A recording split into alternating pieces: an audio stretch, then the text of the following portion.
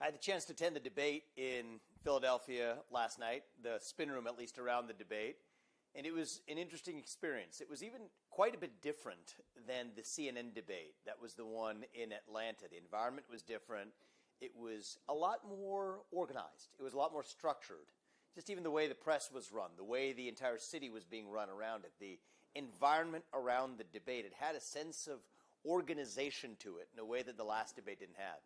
And I share that it's a small detail, but to take people a little bit behind the curtain for what I do think is going on here, because I think there are some parallels between the last debate and this one in a deeper sense.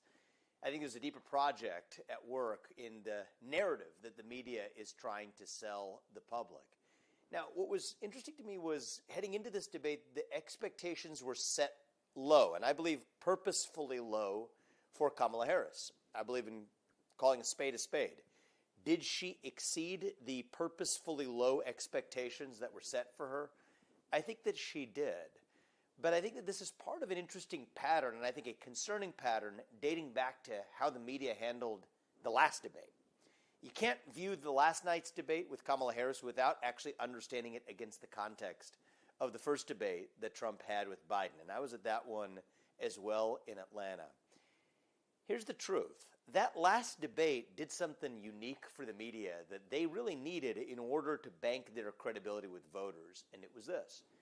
They set the earliest ever presidential debate in U.S. history. In the history of televised presidential debates, that was the earliest one in history.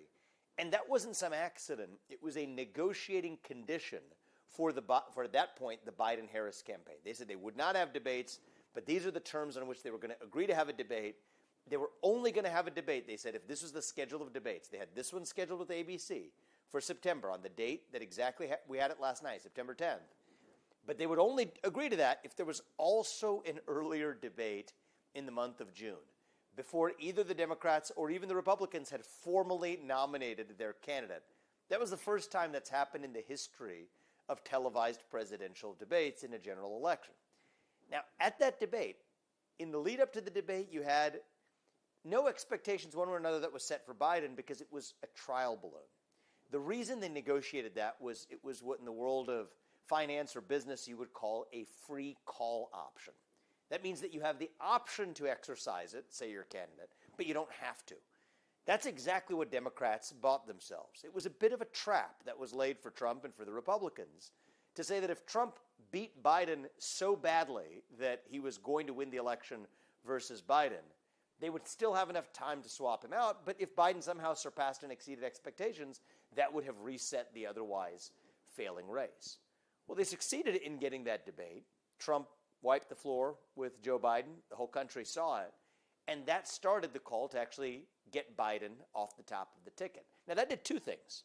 Not only did that result in a free call option for Democrats where they were able to figure out that their then current candidate wasn't going to be a winner, they got to swap him out for free.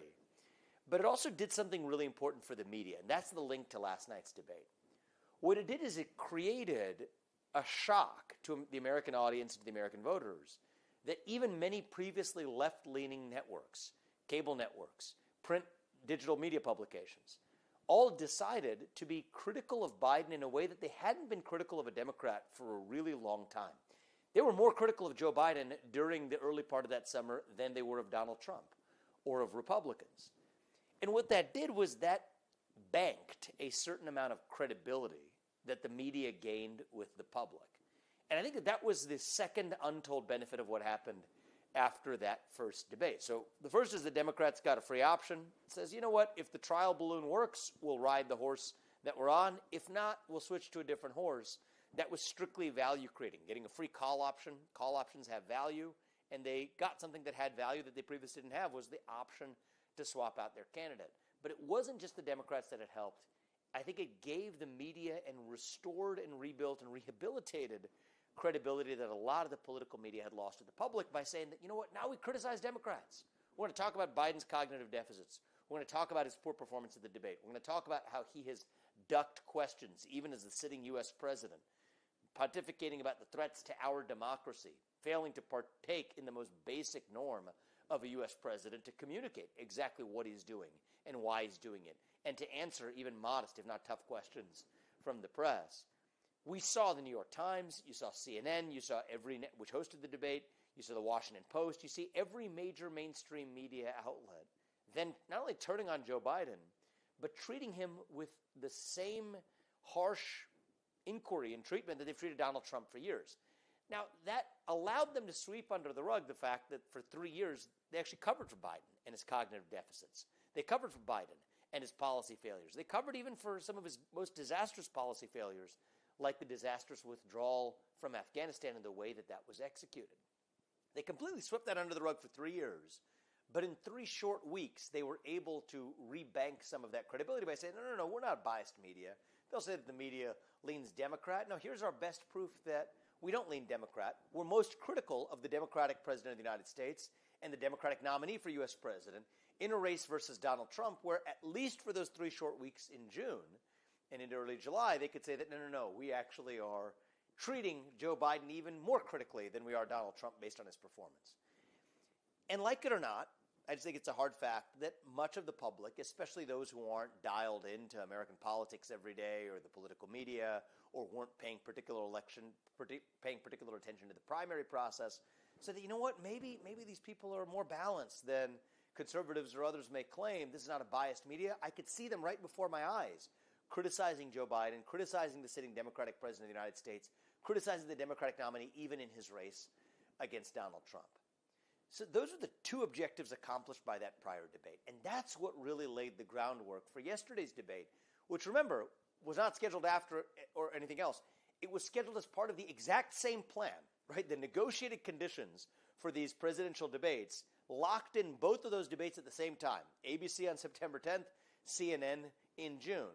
And that was all part of, this is not some sort of speculative conspiracy theory. It's just a statement of fact that was a negotiated plan that the Democrats agreed to as the condition for allowing Joe Biden to debate was that there were going to be 2 debates, one on September 10th, one in June. Why wasn't there going to be one in July or August? Why wasn't there going to be ones scheduled at the usual time they have presidential debates in September and October? No, it was going to be June, and it was going to be September, and it was going to be under those pre-specified conditions. They're linked. There's a deep link between the conditions that created. It gave the Democrats enough time between June and September to swap out their nominee if Biden performed poorly, which he did. But it also allowed the media to shore up their credibility such that whatever they were going to do in potentially tilting the scales of how this election was going to be portrayed in the fall, they had to shore up a deficit of credibility they had with the American public. That's what was accomplished with that first debate in June. So then we get to what exactly happened. They won back that credibility, and you bank that capital, that political capital and social capital with the public, only to then deploy it last night. And I think that what we see both last night, and others have said it, I said it, I'll say it again, what was effectively a 3-on-1 debate, that would have been one thing if people went into that without having seen the media criticize Joe Biden. But now they have this artificial illusion that, hey, the media is balanced. We trust the way the mainstream media is running this. They were critical of Biden. They were excoriating him. They were harsher on him than Trump. To now, through that sleight of hand, to say, okay, we're actually going to have a 3-on-1 versus Donald Trump, and we're going to allegedly fact-check one candidate without stopping Kamala Harris at a single one of the many lies, the many deceptive facts or deceptive statements that she made last night on the debate stage, with still the aura of objectivity and credibility. I think that is actually, in some ways, more devious and more dangerous and more deceptive than if they had just stopped the charade around the Joe Biden bit around the month of June. That's exactly what ended up playing out last night. So they stopped Donald Trump to fact-check him for things that he didn't even say. I thought it was remarkable that one of the 2 moderators stepped in for the first time in the evening just to make an assertion.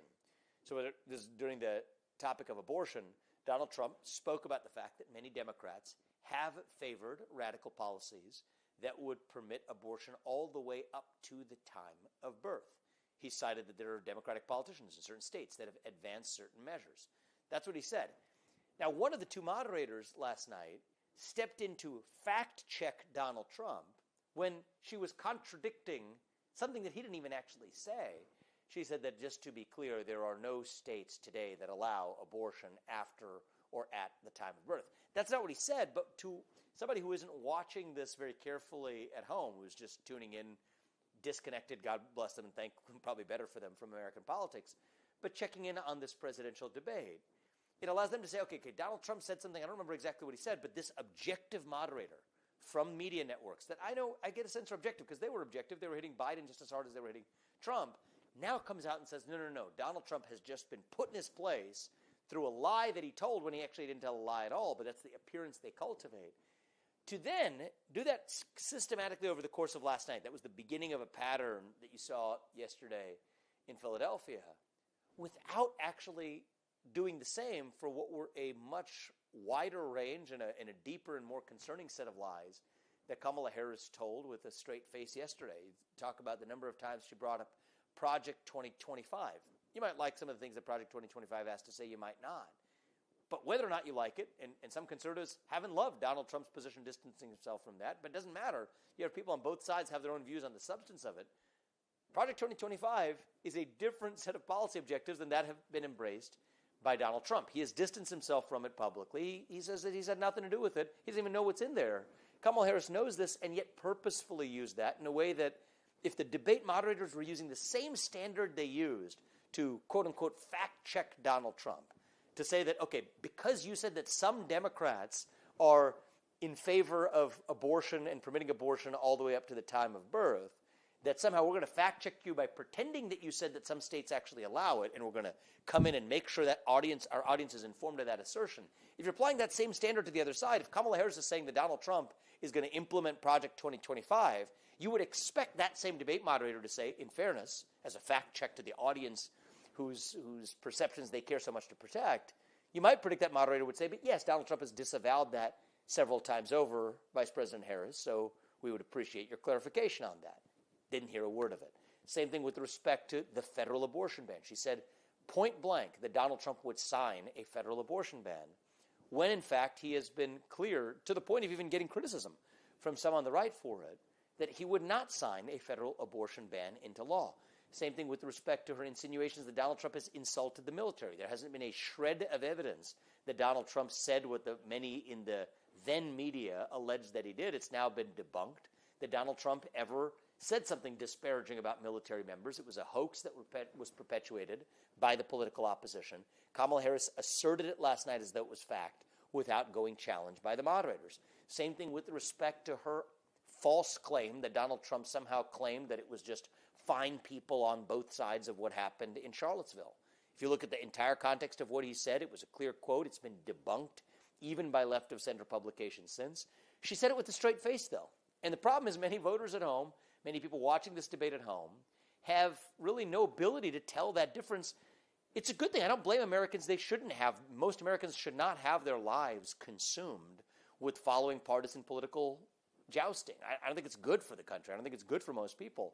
But I also think it's good for most people still to be engaged in being able to know what each candidate has said, what they haven't said, what they stand, what they don't stand for.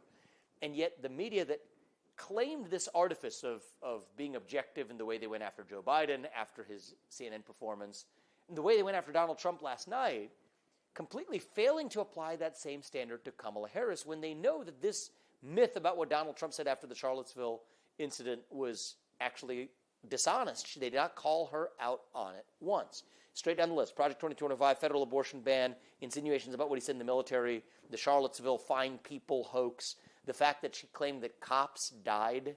Effectively, she directly implied that, say what you will about what happened on January 6th, there were no people who were killed, no cops who were killed, and Donald Trump factually said it. The only person who was actually killed at the Capitol that day was Ashley Babbitt. Think about her statements about Xi Jinping and COVID-19. This is particularly rich last night. The moment where she said, Donald Trump said that Xi Jinping was my friend, or something to that effect, when she was now concerned that Xi Jinping was not being transparent about the origin and the causes of COVID-19. Whoa, just wait a minute. Go back to the actual facts of this debate back in the year 2020. They were calling Donald Trump a racist for calling this a Chinese virus. You could have called it a Brazilian strain or the South African strain or the India strain. That's totally fine. But if you called it the Chinese strain, then somehow that was racist. That's what they were saying about Donald Trump back then.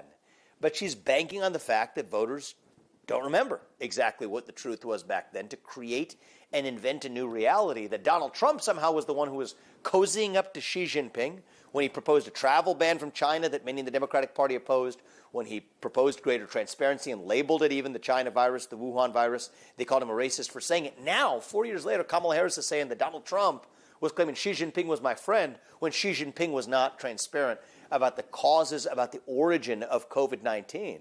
It was many, even in the Biden administration afterwards, that were trying to cover up for the origin of that pandemic. Now, one of the things I thought was most remarkable about last night, this list of inconsistencies and lies continued throughout. The moderators could have called her out at any point on any of these questions if they were applying the same standard they did to Trump. But one of the most remarkable parts about this is her ability to present herself as some sort of transcendent, unifying figure, saying we don't want to go back to the name-calling and the personal insults and the attacks. When you actually look just objectively at who was leveling personal insults and attacks and engaging in name-calling last night, it was actually Kamala Harris. The number of times that she called Donald Trump a criminal, the number of times that she used the word disgraceful in reference to Donald Trump, she was the person actually using those types of adjectives and using that type of mudslinging and name-calling, while at the same time decrying the practice of dirty name-calling in American politics.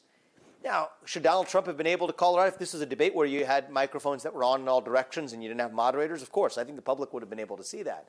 But because of the way that this was orchestrated, so I go back to the first thing that I said, it was a far more orchestrated affair. Just the look and feel of it, being on the ground in Philadelphia at yesterday's debate, far more organized, far more set, far more professional than the setting that was set up at that first debate in Georgia, in Atlanta, was almost a concrete poem and a symbol of a deeper plan, is what it was, for two debates that were set up each to accomplish their own objectives. The first to test Biden and discard him as the nominee if necessary, while shoring up credibility for the media, political capital that they would then expend and take to the bank and cash in on this debate when it came to applying egregiously differential standards in the way they treated those two candidates.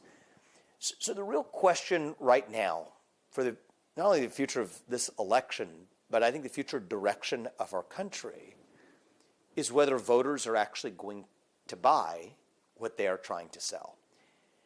I'm hopeful that most people in this country now have been burned by the news media enough times that they're going to seek out answers on their own. We saw this in some of the polling and focus groups that were done afterwards. I thought it was really interesting.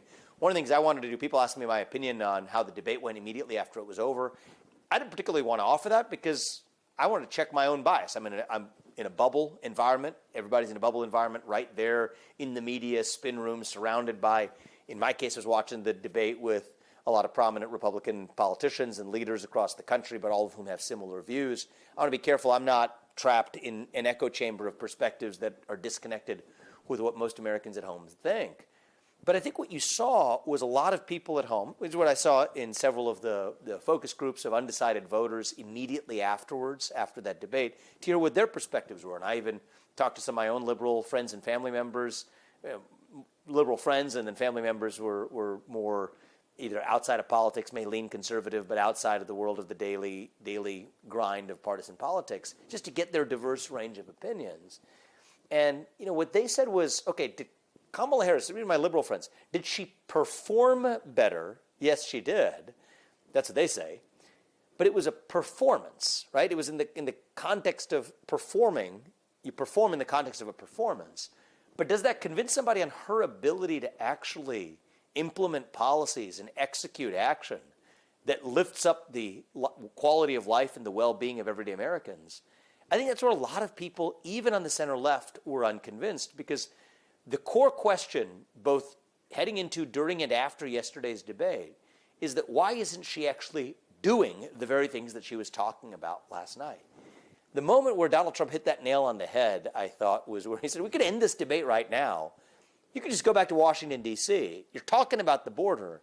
You could either sign a bill or sign an executive action that closes the border right now, and yet you're unwilling to do it. I thought that was powerful because it got to the essence of the difference between talk and action.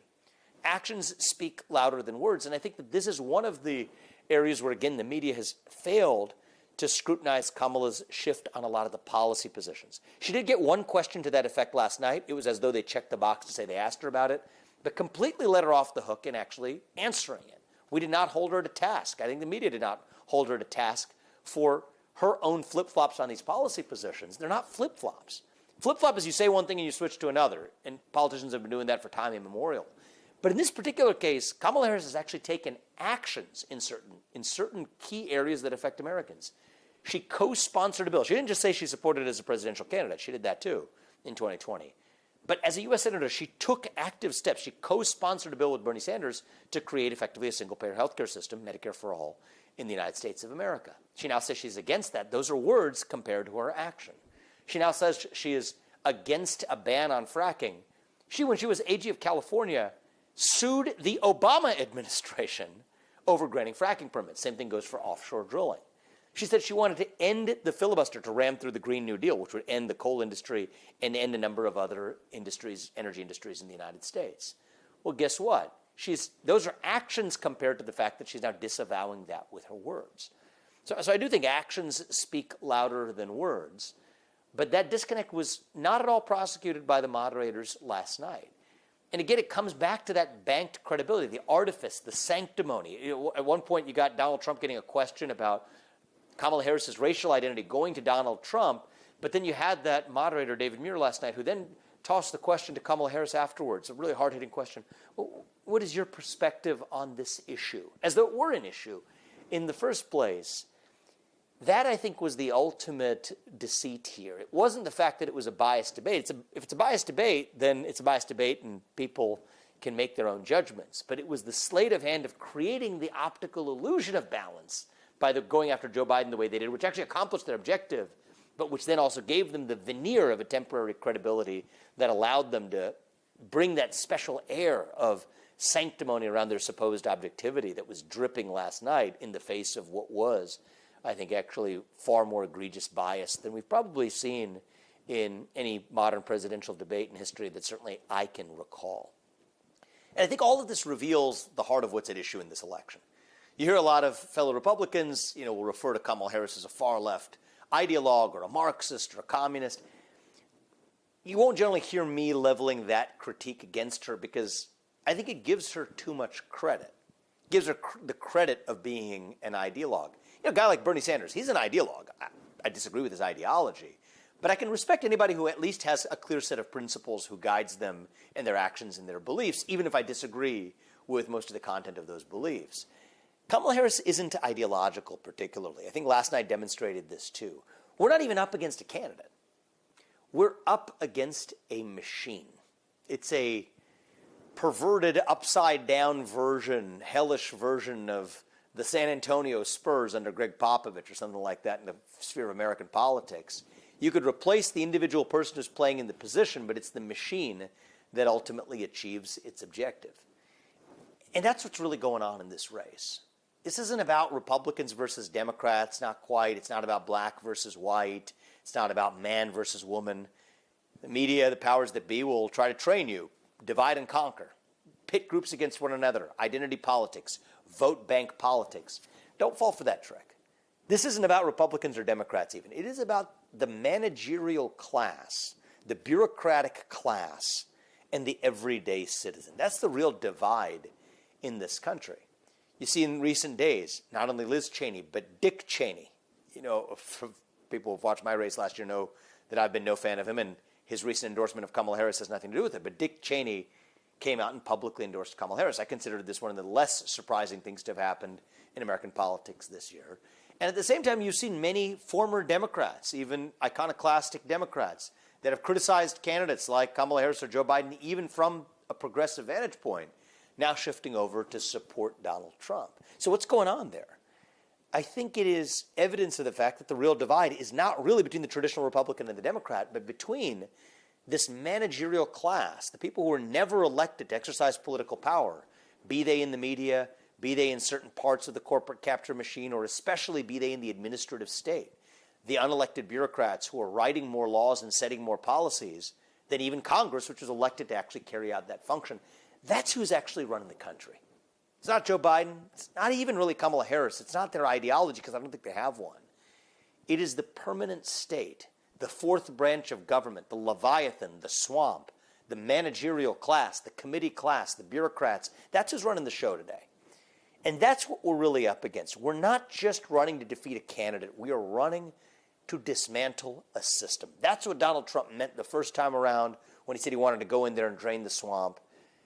And I think this time more than ever, he has the toolkit to actually do it. The U.S. Supreme Court has finally laid a foundation that we haven't had in modern American history with West Virginia versus EPA, the major questions doctrine that says that if Congress didn't actually pass the law, then a regulator can't just, for major questions, write it into existence by the stroke of a pen with a regulation. The overturning of Chevron deference in the recent Loper ruling. This paves the way for Donald Trump to be able to do what he wasn't even under the legal constraints that applied then able to do in the first term, with shutting down that regulatory state, taming it, and lifting our economy in the process. It's a historic opportunity. It's a once-in-a-generation opportunity. But we're not doing it by running against Kamala Harris. We got to understand that we're actually running against that system. That's what we're going in to defeat. Now, with that media bias, with the Democrats playing the tricks that they're playing, with that managerial machine, even beyond the Democratic Party, in a way that pervades the Dick Cheneys of the world and the Republican Party to behave the same way, how are we going to do it? Here's my view. I've said this, and I'm going to say it again. It's the subject of my new book. It's coming out in a couple of weeks. For those of you who followed my campaign, it's based exactly on a lot of those themes. The book is called Truths, The Future of America First. The reality is we're not going to win this just by criticizing individuals on the other side. We actually made that mistake for the better part of the last year and a half by going after Joe Biden and his cognitive deficits when Joe Biden isn't even the nominee. And Kamala Harris even used that to her tried to strike an apparent advantage by saying you're not running against Biden. Well, it's interesting because you were the very people who said that we were going to be running against Biden, that Biden was the nominee. It was a conspiracy theory to suggest otherwise, until as recently as just a few weeks ago. I think it was the distance between Kamala Harris being the nominee at the debate last night for when Joe Biden was last the nominee is about the distance that we have still between now and the election on November 5th. But the real question is, we're not running against that individual candidate. We made that mistake in the past. They made us, even when I ran for U.S. president, sign the so-called Beat Biden pledge. I said at the time that this is silly. We're not actually running against Joe Biden. Why are we training our fire on one man and his particular background when, in fact, the criticisms need to be leveled against the machine that we're up against? I think we risk making that same mistake now against Kamala Harris. And the more we obsess over her individual failures, I think the more we're falling further into the trap that they've laid for us. We're running against that machine. And the way we're going to defeat that machine is actually by offering our own vision to this country. I think Donald Trump did a good job of that on policy last night. If that last night's debate was decided on policy, and if it was the policy portions of the debate, I think it's hands down, in my opinion, clear that Donald Trump won. And I think it's going to be very clear to undecided voters who don't want verbiage and flowery language. What they want is actual action. You saw that in many of the post-poll interviews and many of the post-poll panels. They were not convinced by the soaring rhetoric at times that was forced by Kamala Harris and whatever her handlers gave her. What they want to see is actual action of what's going to grow this economy, end that border crisis at the southern border and the mass influx of illegal mass migration in this country. And I think the way we're going to ultimately win this election is to reach those people with our own alternative vision of who we are and what we actually stand for. And if we're being honest, I think for the last 20 years, the Republican Party hasn't done as good of a job as we possibly can. That's what's going to be required between now and the finish line. I know Donald Trump's up to the task. I think the way in which he laid out a lot of his clear positions last night in a way that Kamala Harris didn't, I think is a good first step. But even beyond policy, share with the people of this country. It's what we've got to do at every step, not just Donald Trump, but the Senate races in this country where we're behind in many of the states where we should be ahead. Donald Trump's ahead in many of the states, shows actually what good he is doing for the Republican Party in this race. Many of those Senate candidates are still behind. My advice to them would be the same thing. Focus this final sprint to November 5th on who we are and what we actually stand for. Answer what it means to be a conservative, what it means to be a Republican, what it means to be an American in the year 2024.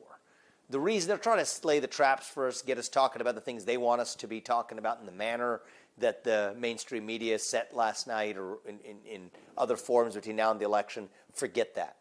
We're going to offer our own vision for why we believe in meritocracy, in free speech, and open debate in the United States of America.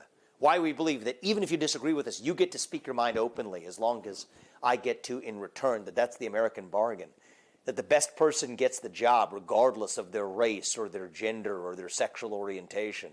That you get ahead in this country, not on the color of your skin, but on the content of your character and your contributions. That we believe in the rule of law.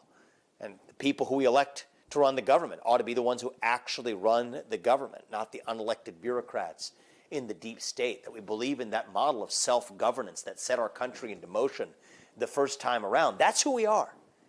And that's how we're going to win this election, not just by criticizing the other side.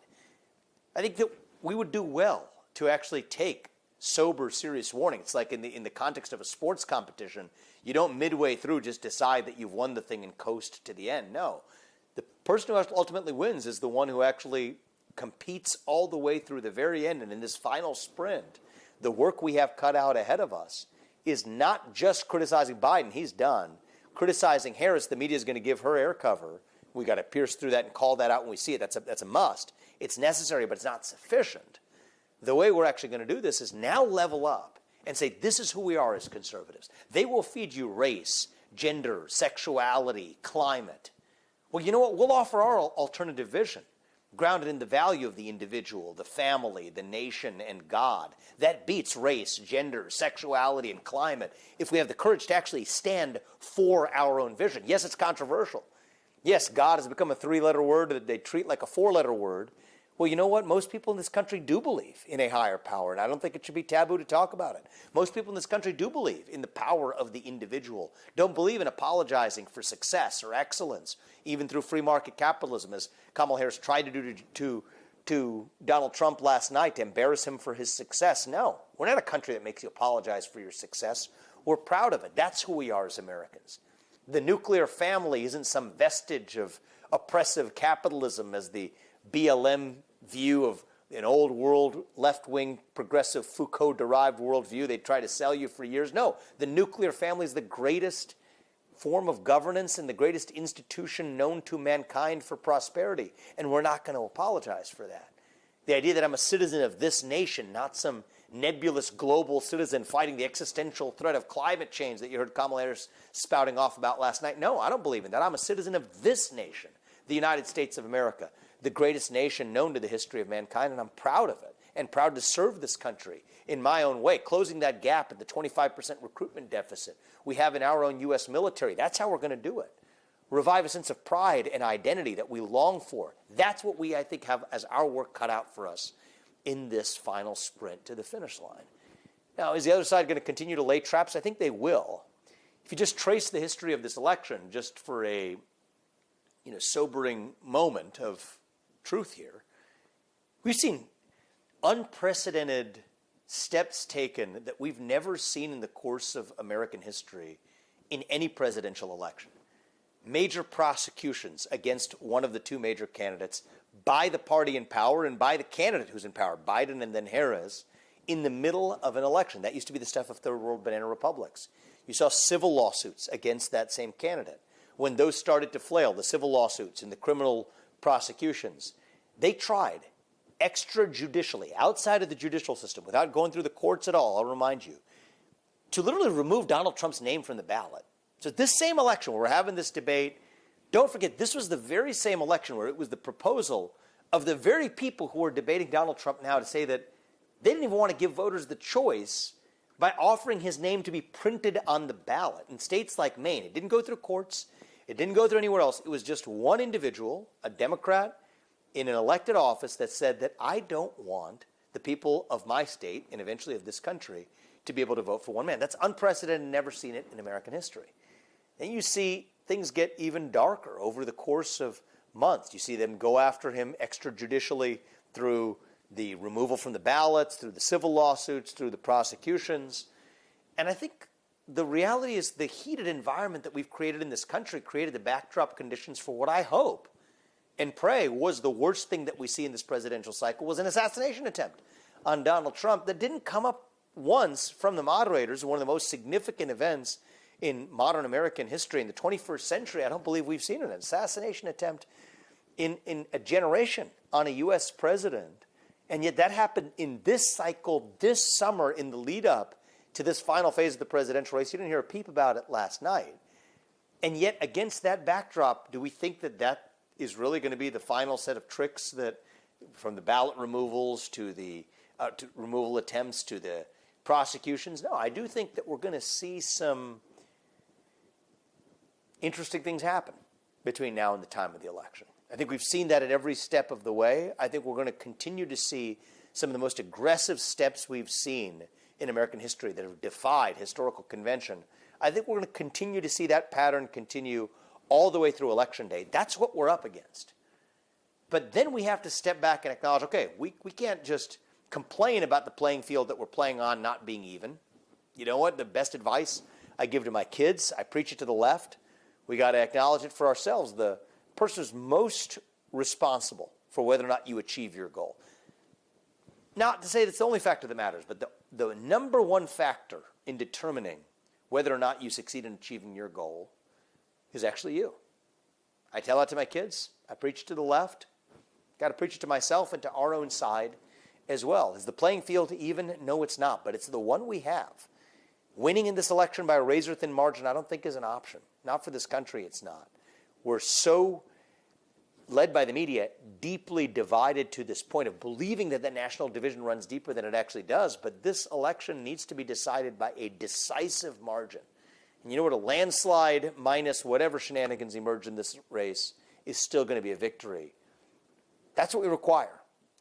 And so in order to achieve that, we're not going to get there by playing just the usual partisan tug of war. It's not going to work. It's not going to work for electoral success for Republicans. It's not going to work for the success and revival of our country.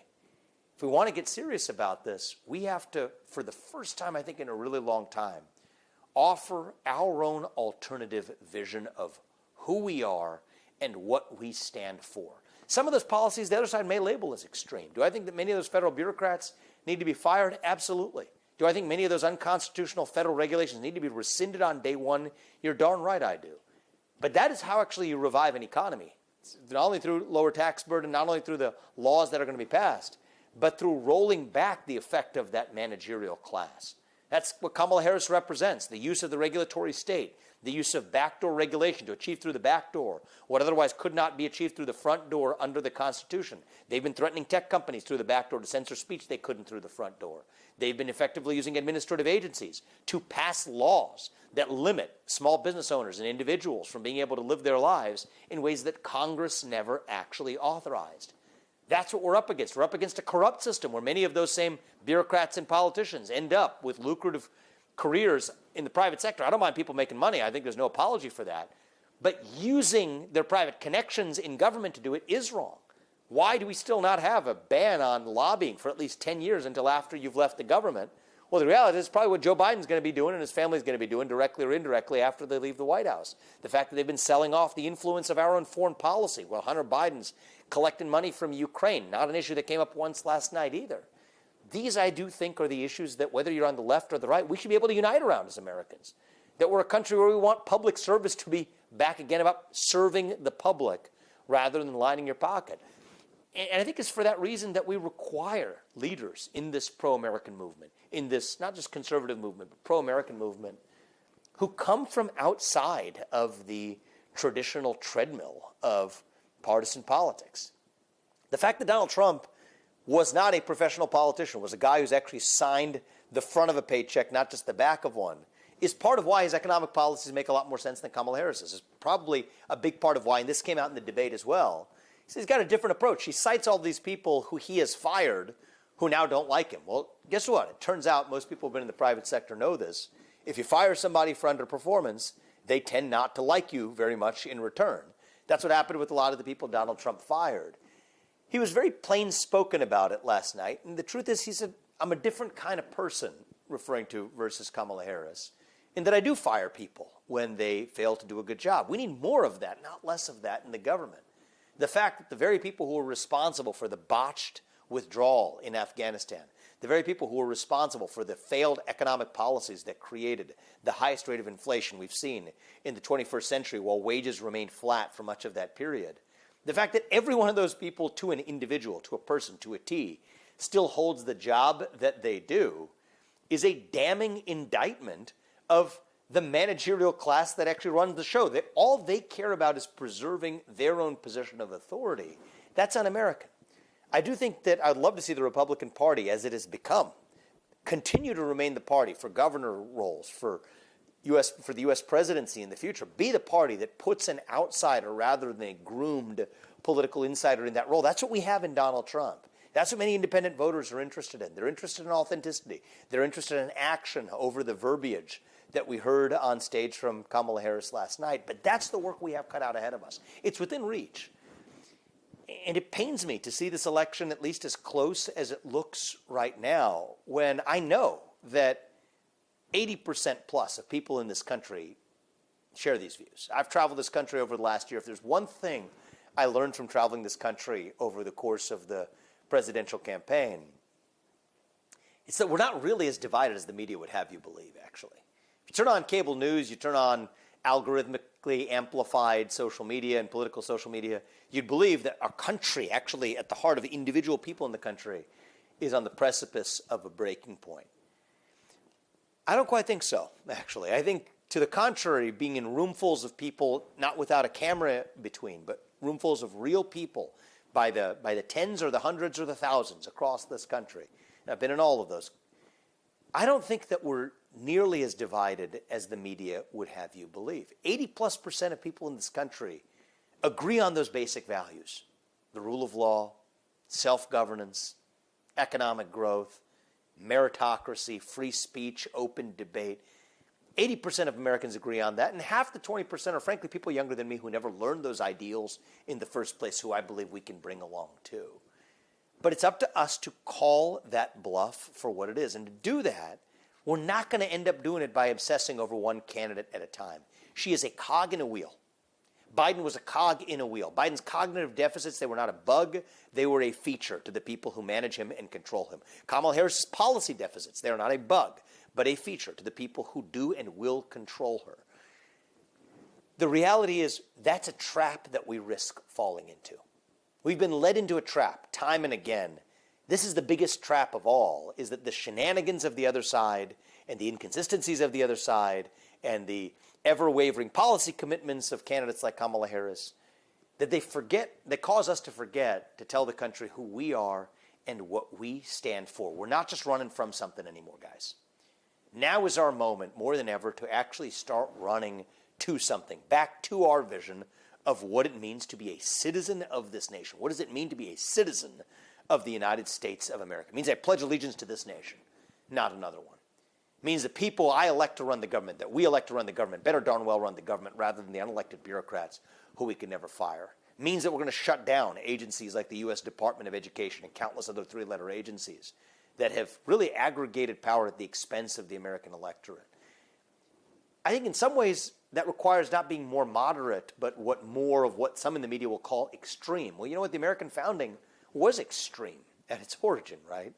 The idea that we, the people, create a government that's accountable to us rather than the other way around. Or the idea that you get to speak your mind openly as long as I get to in return on open platforms that aren't shut down in a free country like the United States. That was a radical idea at the American founding. For most of human history, it was done the other way. People were skeptical that voters could self-govern and decide for themselves how to sort out their differences. That was the whole point of having backroom kings and nobles in the back of palace halls in old world England and for most of human history that made those decisions for the people that couldn't be trusted to make those decisions for themselves. That's what you're seeing reemerge in the modern American aristocracy as well. A skepticism that voters, without having tilted the scales of what information they can and can't be exposed to, the voters themselves will make a wrong choice for themselves unless you actually have the heavy hand of elite government interference or elite bureaucratic interference getting in their way. But that's what's on the table in this election. I do think that this is one of those elections that's not about the traditional Republican versus Democrat talking points. It's a 1776 kind of election. Do we actually believe in those, yes, extreme ideals on which the United States of America was founded? I do, and I'm proud of it. Do I think those ideals still exist in this country? I do. I think most Americans still believe in them. I think they still unite most Americans, even in a moment where it feels like we're skating on thin ice. The common commitment to those ideals runs far deeper than the media would have you believe. But it is up to us to now step up and stand for those ideals without apologizing for it, to offer our own vision, to say that this is where we are running to. It's not, Make America Great Again is not just about some nostalgic vision for a past that we grew up in. That's a trap we sometimes fall into. Even when I speak sometimes, I often say, I want to pass on to my kids the same country that I grew up in. But that's a mistake. We got to do better than that. We don't want to just return to some nostalgic satisfaction of the past.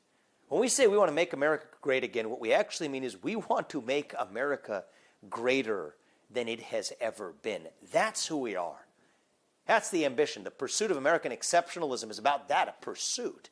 Acknowledging that, we're not perfect as a country, we never have been, but we're about the pursuit of perfection. We're going to keep pursuing that. That's who we are, that ambition of making America greater. That's what you hear from Donald Trump this time that I think is even different than what you heard in 2016. I think that second Trump term, I do believe, has an opportunity to be even more successful than that first term was. But we're going to get there by focusing on that actual vision for our country, even in very practical terms, not just lofty, theoretical, philosophical terms. Seal the border, grow the economy, stay out of World War III, restore law and order in the United States of America. That's something that Americans across the political spectrum, I know, are going to get behind. But focus on that actual vision rather than falling into the trap of, in the traps that not only the Democratic Party and their puppet of a nominee, Kamala Harris, and the media industrial complex working with them will lay. No, we immunize ourselves against that risk by actually offering our own vision, and the more we stick to that, the more I still think we have an opportunity to win this election, not by a little bit, but by a lot. I'm going to be traveling the swing states in the coming weeks ahead. A lot of my schedule I've ended up clearing to focus on, yes, I'm doing a lot through the private sector, and I'm enjoying that, returning to my life as a businessman for part of the way I've spent this year. But we have an important enough 6 weeks ahead that I'm clearing a lot of my schedule. I'm going to be traveling to places like Michigan and Georgia and North Carolina to be able to show up in the places where Republicans aren't traditionally going to show up, universities, even in Pennsylvania. I'm going to be traveling everywhere I can to swing states between now and the election to show up not just in the usual echo chambers, sometimes where politicians and those who are running for office may end up, but to show up in the places where we're not going to usually show up. I'm going to go to college campuses. I want to reach the next generation of young Americans, so many of whom have been betrayed and feel betrayed by the political class that have left them hanging out to dry with the version of the American dream that really is just that anymore, a dream. The idea that you get a 4-year college degree and load yourself up with a bunch of college debt only to realize that gender studies major from some school in California doesn't really get you that head start on making it in our economy. That's not an 18-year-old's fault. That's the fault of a system that sold him a false bill of goods. I think we've got to show up at the places where traditional Republicans, historically at least, haven't shown up. Donald Trump, better than any candidate I've seen in a general election, has done a great job of that. But I think we need that up and down the ballot to win not just the presidency, but I think hopefully lasting and decisive majorities in the Senate and the House as well. That's how I'm planning to spend my time in the coming days and weeks ahead. And if you all do your part, speak your mind openly, do it without fear, I promise you Donald Trump's going to do his, and I'm going to do mine to make sure that we do make America not just great again, but greater than it has ever been, that we get in there in early 2025 and once and for all take that federal bureaucracy and no longer just reform it, but get in there to do what's needed to actually shut it down. That's how we save a country. That's how we save this republic. That's how we restore self-governance and grow our economy and restore what this country was founded on, which is the idea that you get to achieve the maximum of your God-given potential without any government or system or bureaucracy standing in your way. We're within striking distance of it. We got 7-8 weeks left. The debate was one milestone yesterday, but what's going to determine whether or not we succeed is, do we actually articulate to voters and prove to voters that we have an alternative vision. And if we do, I continue to like where we stand. Thanks a lot, guys. I'll see you when we'll take all of you with us on the road as much as we can, digitally as I'm on those college campuses, traveling those swing states. And you know what? I think we're actually just going to manage to get this job done. Thanks.